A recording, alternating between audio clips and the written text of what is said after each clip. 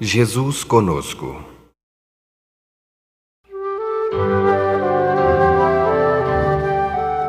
Vivemos um momento muito especial na história sociopsicológica e espiritual da Terra. Diversas religiões, filosofias e ciências são unânimes nesta afirmação. Entre os missionários que já estiveram no planeta, ninguém se lhe igualou. Jamais alguém como ele. Em todos os tempos, Jesus é o amigo incomparável e o irmão afetuoso. Quando prometeu o Paracleto, disse que este nos faria recordar as suas palavras. O ato de recordar presume esquecimento delas e, consequente e involuntariamente, o distanciamento de quem as pronunciou. As vivências na Palestina distante, inesquecíveis para a humanidade, testemunham para os que viemos depois a saga mais bela e os episódios mais marcantes de todos os séculos. As excursões de Jesus com os seus discípulos, descritas pelos evangelistas, transportam-nos para aqueles recantos bucólicos e poéticos de então. Cafarnaum, Tiberíades, Magdala, o lago de Genezaré, Gadara, Jerusalém, Betânia, Emaús, Caná e muitas outras.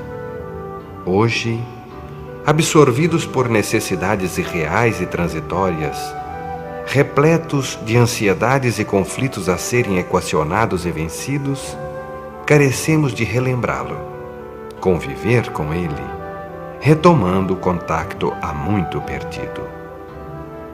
A sua presença nos lares e nos ambientes de trabalho, no campo e na cidade, na metrópole ou na vila, irá alterar os padrões gerais, transformando a paisagem tumultuada em cenários de beleza e harmonia. Conviver com ele consola e ameniza, emula e soergue, bastando que lhe abramos espaço no coração, sem restrições, sem presunções ou orgulho de superioridade e infalibilidade. Joana de Ângeles, no livro Fonte de Luz, assevera: faz-se urgente o retorno de Jesus à família. Somente a sua presença no lar pode oferecer segurança e equilíbrio para todos.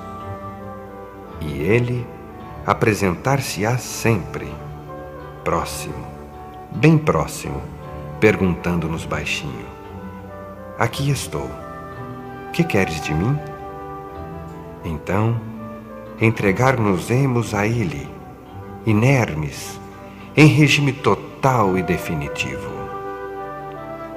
Portanto, distinto amigo, o que fazemos aqui é relembrar Jesus com simplicidade, trazê-lo para perto de ti através de algumas de suas histórias, fatos e parábolas, de maneira que permaneça contigo a sua mensagem e o seu exemplo.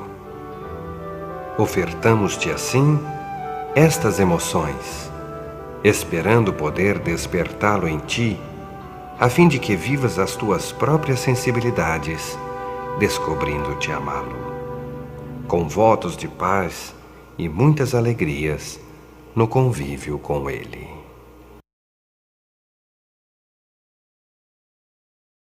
Estrada de Emaús.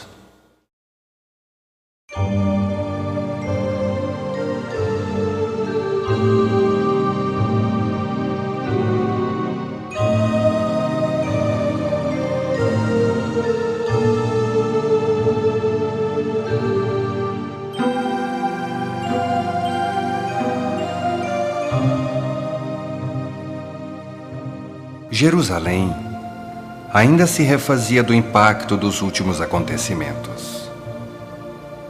Os discípulos de Jesus, depois do suicídio de Judas, recolheram-se amedrontados, temendo perseguições. Expectantes, seus corações estavam sobressaltados e o punhal frio da saudade cortava-lhes as carnes impiedosamente.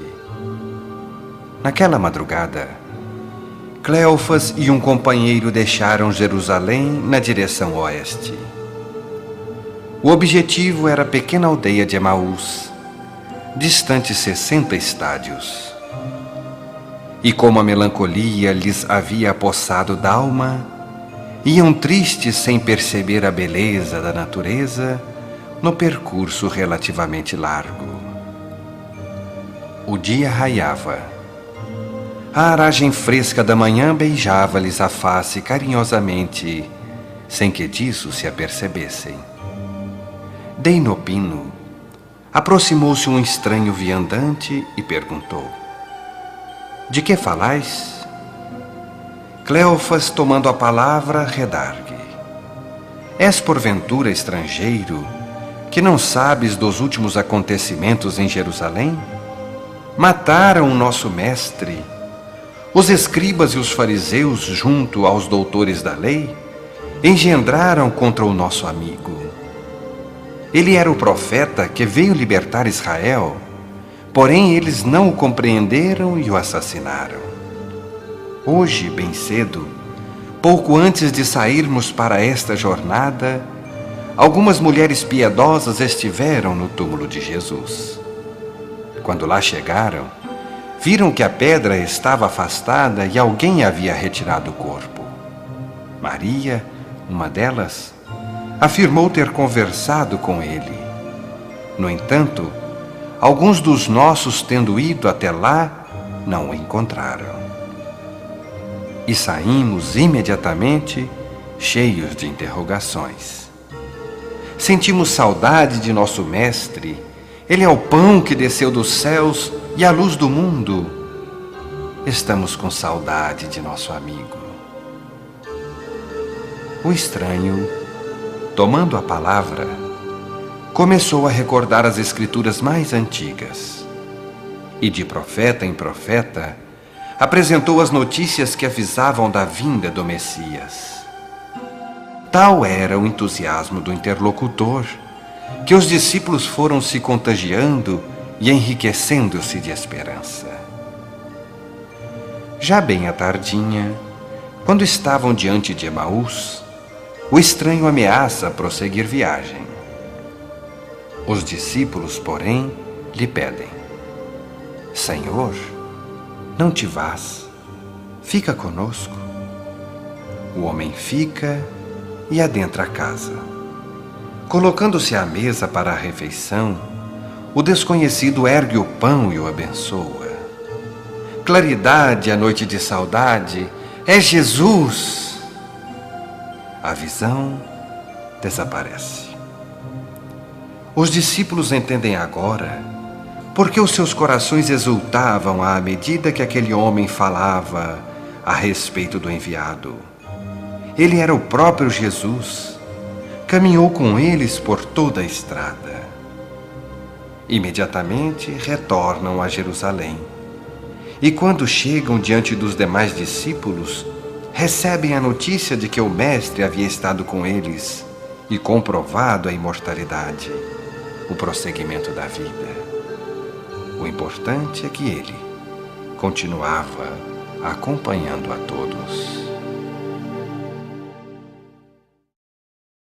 O filho pródigo. Os escribas e fariseus haviam excedido nos comentários sobre ele. Este homem convive com pessoas de má vida.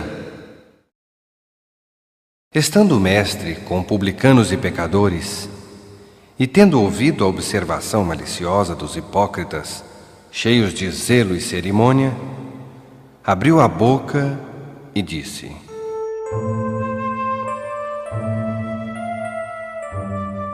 Um proprietário de larga extensão de terra, que muito produzia, possuía 2 filhos.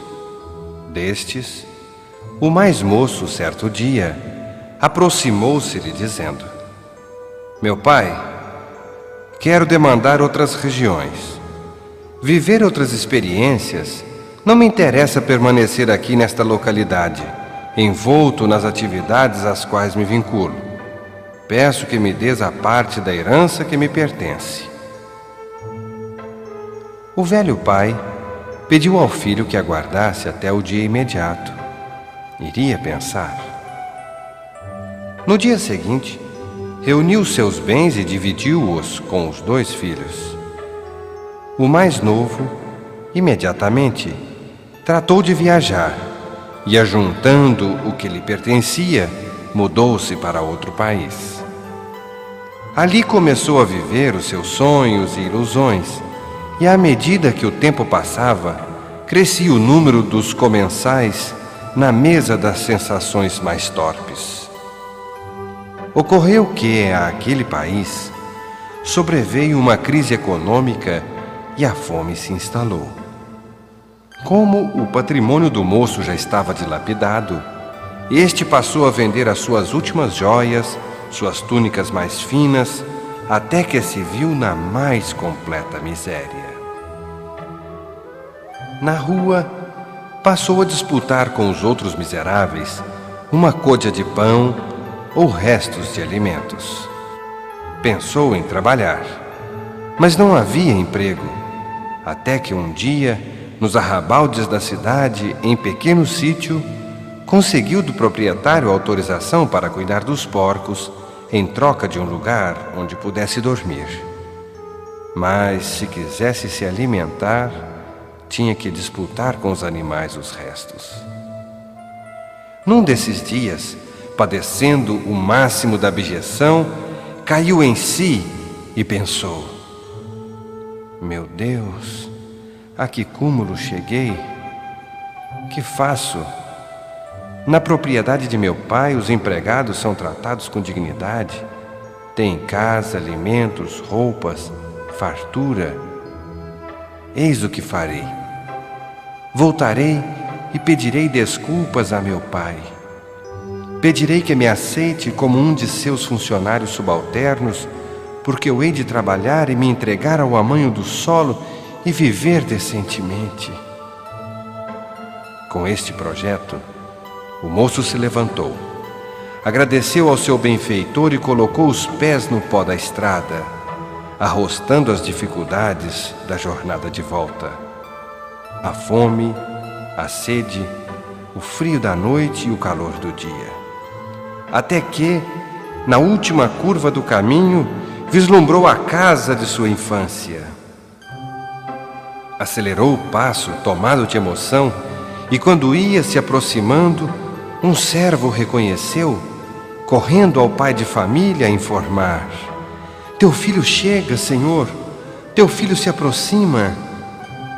O pai, de frente à casa, viu à distância o sofrido jovem chegando. Ordenou ao servo que tomasse de uma túnica alva e de sandálias e lhe as colocassem no filho.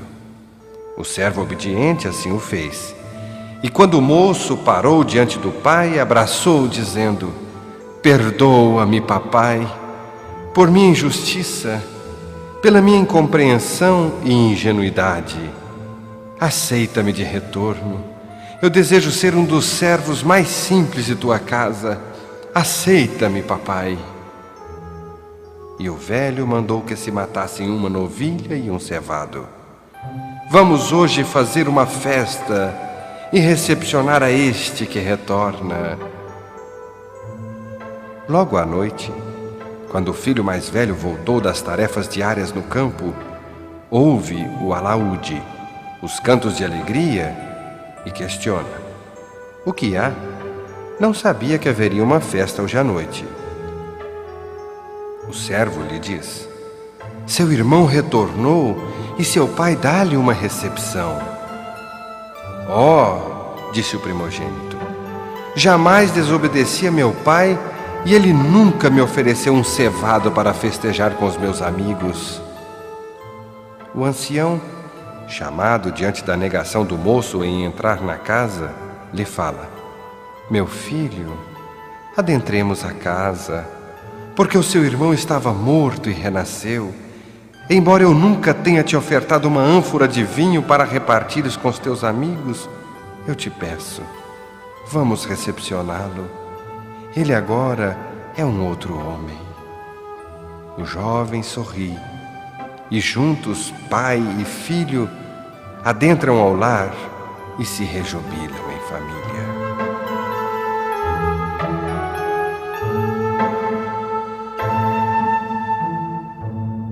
O mestre, ao concluir a parábola, é solicitado por uma mãe aflita, enquanto os fariseus saem com os escribas bem de mansinho. O bom samaritano. A aversão entre os judeus e os samaritanos era antiga. Desde o cisma das 10 tribos, Samaria passou a ser a capital do reino dissidente de Israel. Os samaritanos, quase constantemente, estavam em guerra com os reis de Judá.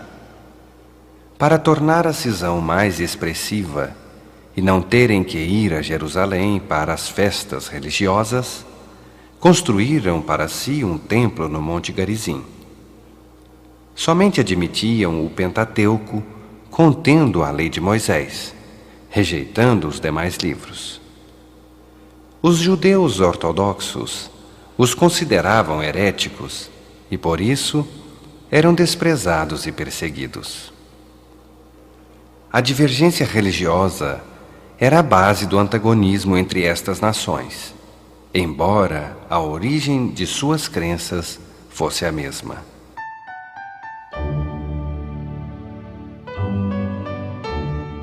Jesus, após a transfiguração no Monte Tabor e a cura do menino epiléptico, resolveu ir a Jerusalém. No caminho de aproximadamente 110 quilômetros, ele atendeu o povo, sempre necessitado e sofrido. Passou pela terra dos samaritanos, onde procurou se hospedar.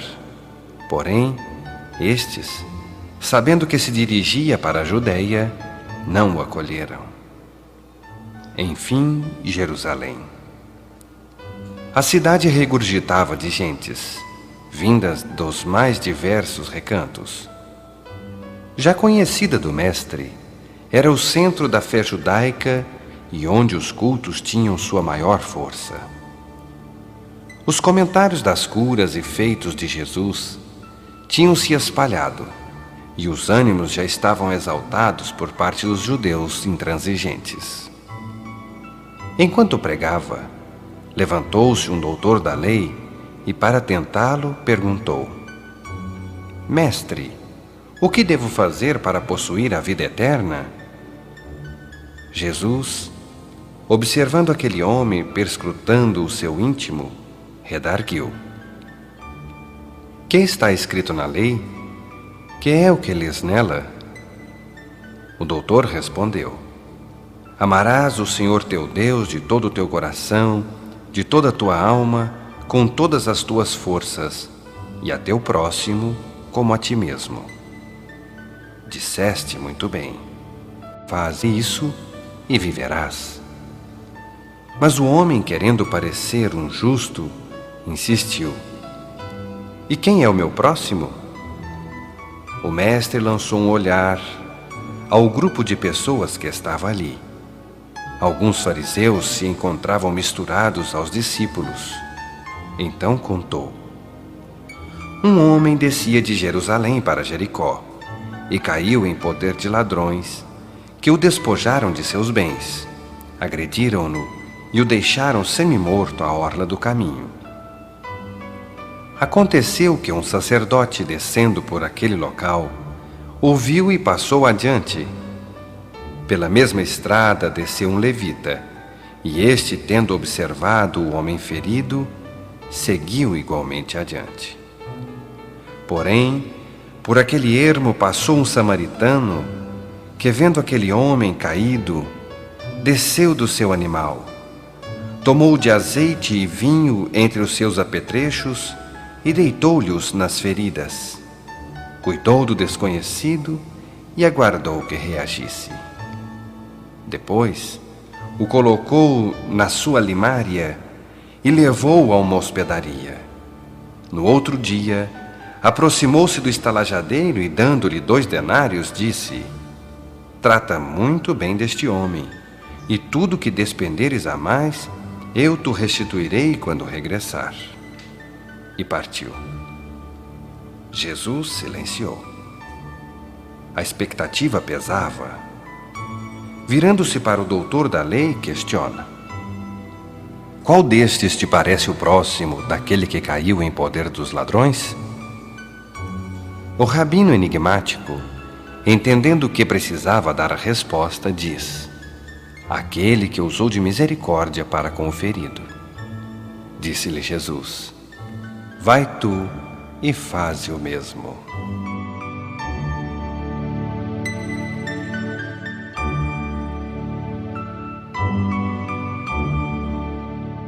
A multidão, sob o impacto da história, logo se desfez, e o mestre demandou outras paragens. O obsediado gadareno.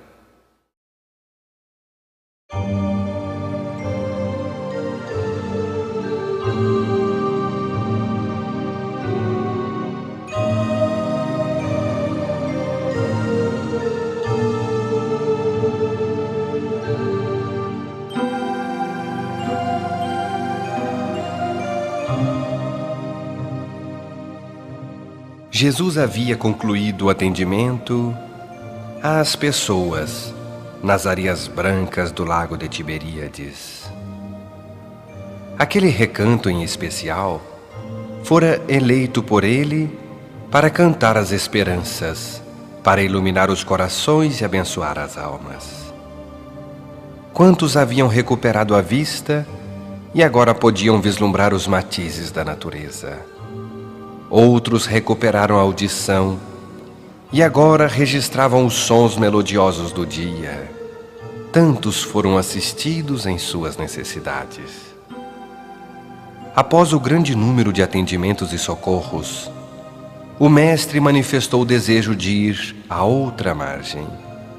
Solicitou a Simão que preparasse o barco, e os discípulos embarcaram para acompanhá-lo. As águas piscosas do mar da Galileia, com os seus 21 quilômetros por 11 e 40 metros de profundidade, era o local de trabalho de centenas de homens. Simão Pedro conhecia muito bem aquelas águas. Jesus havia-lhe ordenado para que se dirigisse a Gadara, na Decápole. Algumas horas depois, estavam eles aportando nas areias do outro lado. Jesus ficou em silêncio durante todo o percurso e os discípulos não ousaram rompê-lo. O mestre caminhava adiante, subindo as escarpas do relevo acidentado. Quando atingiram o topo, cruzaram por um cemitério e de uma das furnas abandonadas saiu um homem de punhos cerrados, cabelos desgrenhados e seminu, dirigindo-se ao mestre para agredi-lo. Jesus estanca o passo.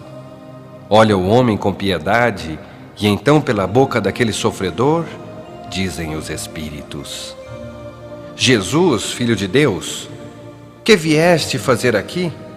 Acaso vieste nos expulsar? Parecia que os espíritos infelizes e maus tinham a ciência do que iria ocorrer. E o mestre, com austeridade na voz, pergunta: como te chamas? Nós nos chamamos Legião, porque somos muitos os que habitamos este corpo. O mestre então falou: eu vos ordeno, ide. Mas antes de irem-se, questionaram: permite tu que entremos nos porcos que pastam aqui nas proximidades? Ide-vos e libertai o homem, repetiu enfático. Gadara tinha como uma de suas atividades principais a cria de suínos. E ali nas cercanias, alguns pastores cuidavam de uma vara de porcos. Aqueles homens viram Jesus ordenando aos espíritos saírem do endemoniado. Sem que pudessem controlar, os animais saíram em desabalada correria e lançaram-se no precipício, morrendo nas pedras lá embaixo. um dos pastores foi à cidade informar o acontecido.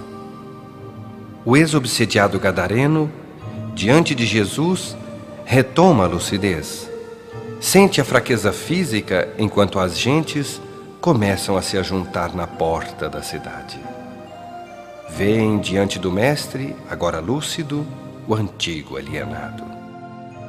Todos o temiam, porque arrebentava os grilhões que lhes atavam as mãos e os pés e disputava com as feras selvagens os restos de animais mortos. Expulsaram-no da comunidade por isso. Jesus ordenou que voltasse à cidade e se apresentasse à família. E quando o mestre se dirigiu à multidão, disseram-lhe: Nós não te queremos, Nazareno. O que poderá a Galileia nos ofertar? Vai daqui, Nazareno. Eu vos trouxe. Nós não queremos ouvir, mas vai. Já não basta o prejuízo que nos deste matando os nossos animais? Jesus compreendeu que ainda não era a hora. Aqueles homens e mulheres não podiam entender a sua palavra. Rodou nos calcanhares, passou pelos discípulos, e estes o seguiram apreciadamente. Os gadarenos aproximaram-se das rochas e viram quando o mestre e os discípulos entraram de novo na barca, lá embaixo, e partiram. O que ele queria nos dizer? Perguntou um curioso. Nós não deixamos falar, respondeu uma mulher. Será que era importante? Questionou o outro. Voltemos às nossas casas, resmungou um homem contrafeito. E a multidão se desfez. Algumas semanas depois, quando Jesus estava em Cafarnaum falando da Boa Nova, apareceu um homem de face sofrida e olhos brilhantes, junto da assembleia de ouvintes. E a partir de então, o ex-obsediado de Gadara passou a seguir as pegadas do Mestre, a servir e a amar.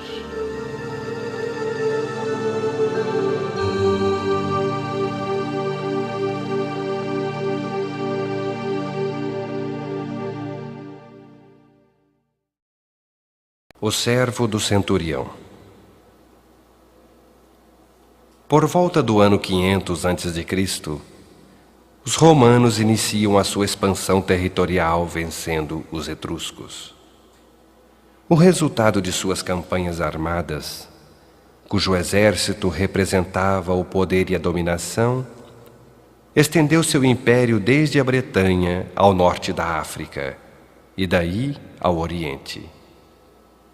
Em 44 a.C., Roma controlava todo o Mediterrâneo e a Judéia foi anexada oficialmente no ano 6 d.C. A presença dos romanos constrangia os judeus, que nunca se conformaram das sucessivas invasões e domínios sofridos. Os soldados estavam por toda parte, dos portos aos templos, ameaçando e impondo-se.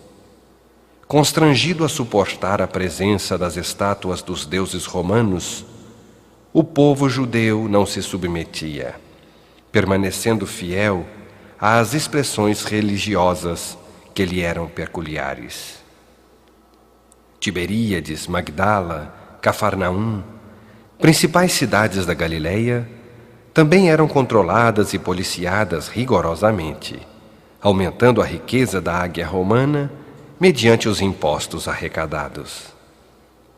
A antipatia e o ódio dos judeus pelos seus opressores era evidente na intolerância de sua presença. Tudo que se relacionasse a César era motivo de mofa e sarcasmo, desprezo e pilhéria, ressalvados os momentos em que os representantes dos judeus desejassem algo dos dominadores.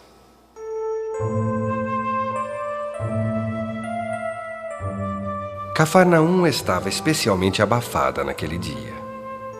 Jesus estava sentado sob um sicômoro e os discípulos em semicírculo ouviam as suas palavras, demarcando uma linha entre ele e a multidão. Os discursos da Boa Nova foram interrompidos, quando alguns anciãos aproximaram-se e disseram: Senhor, viemos da parte do centurião que nos pede para levar-te.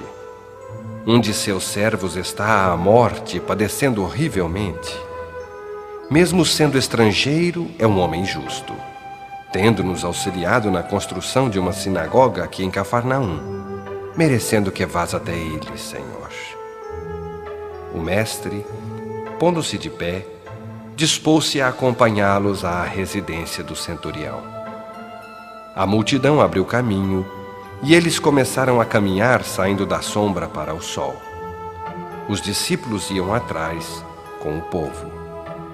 Logo adiante, outros servos da casa do romano vieram com ordens de dizer a Jesus: Mestre, nosso Senhor manda dizer que não é digno de que adentres à sua casa.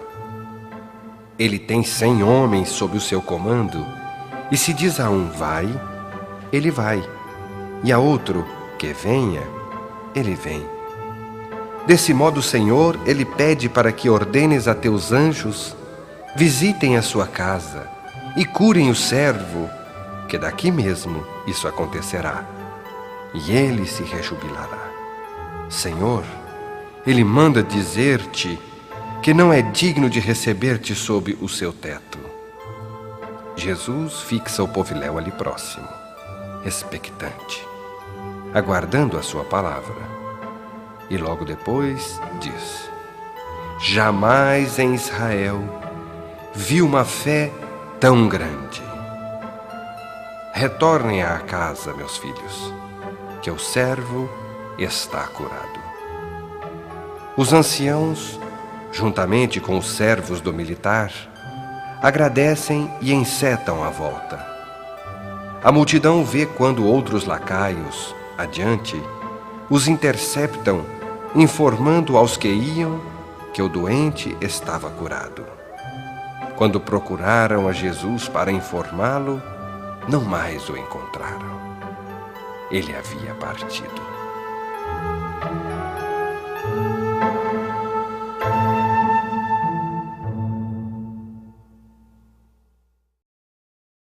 Simão o Cireneu.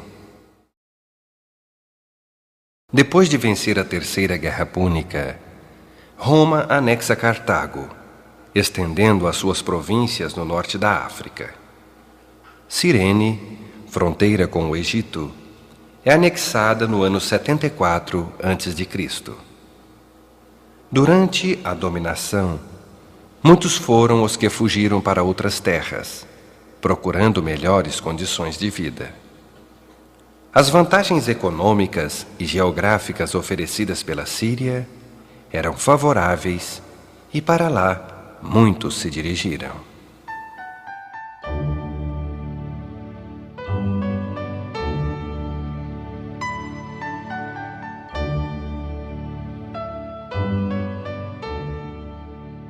Aqueles eram os momentos mais difíceis da vinda de Jesus. Ele acabava de ser entregue às mãos dos sacerdotes, beijado por Judas. A pergunta ainda ressoava no ar: A que vieste, amigo? Momentos de angústia e desrespeito seguiram-se. De Anás a Caifás e depois a Pilatos. O flagício e o julgamento infame. Diante da multidão, Pilatos questiona: Barrabás ou Jesus? E o povo começa a gritar: Barrabás! Soltem a Barrabás! Libertem a Barrabás! Algumas mulheres piedosas de Jerusalém, cheias de amor e coragem, gritam: Jesus! Libertem a Jesus! Libertem-no! Porém, elas são caladas a socos e bofetadas dos aliciados dos sacerdotes e doutores da lei. Jesus lançando um olhar melancólico sobre o povo agitado, compreende a gravidade daquele instante. Daí a minutos, colocam sobre os seus ombros uma trave e ele a leva, a custo, vencendo a distância que separa o palácio do representante de César e o Monte da Caveira. Nesse percurso, acompanhado de 2 criminosos que também iam ser crucificados, Jesus tomba cansado e, quando o faz pela 3ª vez, o soldado mais próximo toma de um homem, natural de Cirene, forte, alto, tez morena, e o obriga, a contragosto, a levar a cruz de Jesus. O mestre o fita, ainda ajoelhado, reunindo as últimas resistências para terminar a jornada, enquanto o homem robusto coloca nas costas a cruz do mestre. O soldado dá a ordem para a retomada do caminho e daí a instantes eles se encontram no topo, na pedra fria do Calvário. Simão de Cirenaica, ao entregar a cruz que não lhe pertencia, cruza seus olhos com os do mestre e, fixando profundamente aqueles 2 pedaços de céu, encrustados na face empastada de suor e sangue, sente um frêmito. E, a despeito da ansiedade de retornar ao lar, se vê magnetizado ao estranho criminoso. Aí, nesse intervalo, ouve dos lábios semiabertos de Jesus: meu filho, Deus te abençoe a dádiva bem-vinda, mesmo que a contragosto, porque todo bem feito é uma luz que se acende no caminho.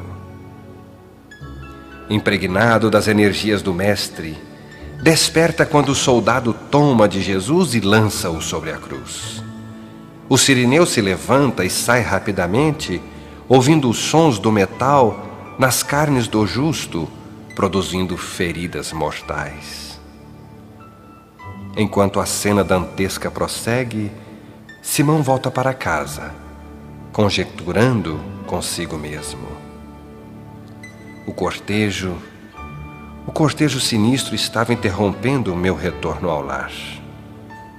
Fui obrigado a parar junto à multidão curiosa. Que acaso, que sortilégio, tomarem a mim para ajudá-lo. Chegando em casa, algum tempo depois, a sua filha pequenina vem correndo e diz: Papai, papai, que felicidade! Agora eu consigo ver e falar, papai. Há quase 1 hora atrás eu senti a presença de alguém. Uma luz me envolveu com um perfume e passei a ver, papai. Como sou feliz! Simão, o sirineu, volta o seu olhar para a direção onde se encontrava o Calvário. Compreende agora aquela influência no instante em que fitava os olhos do mestre. O Senhor tirava-lhe dos ombros definitivamente a cruz que trazia consigo, as deficiências da filha.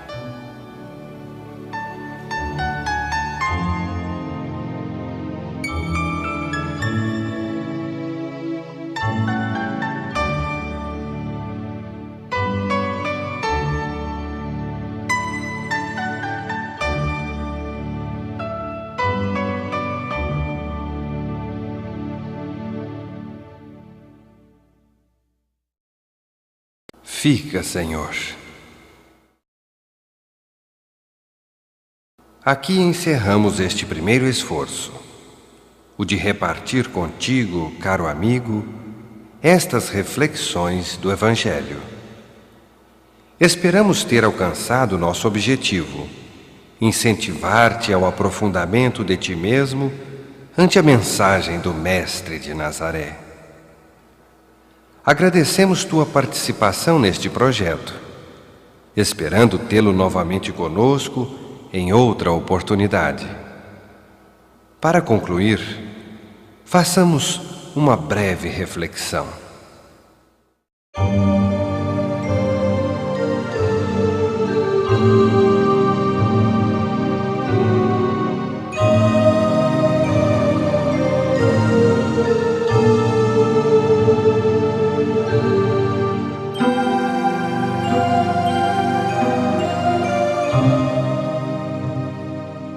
Senhor, nos despedindo após recordar-te algumas passagens iluminadas, desejamos pedir-te: fica conosco, Senhor.